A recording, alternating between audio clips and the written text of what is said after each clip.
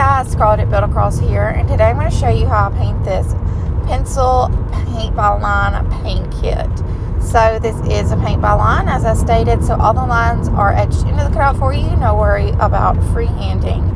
So I'm just going to go in and base coat the center of my pencil in yellow, and then I will go in and start to base coat the rest of it. And anytime I'm base coating, I typically use the number 12 flat that's provided. It's larger, so it covers more square footage, saves time. Also, you're going to have smoother lines. And I'm just going to use this hot pink for my eraser. I'm going to use light gray for the metal piece, and then I will use tan for the end of my pencil. And again, this is a paint kit, so everything you need to complete it will be provided for you.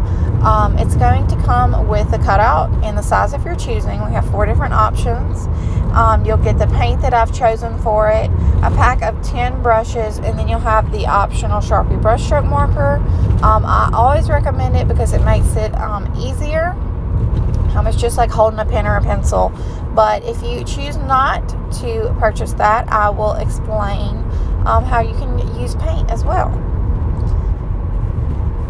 So I'm just going in and drying everything, and then I'm going in and filling in the tip of my pencil in black, and then I'll use my Sharpie brush stroke marker to outline everything. So if you choose not to get the Sharpie brush stroke marker, you will have that number 4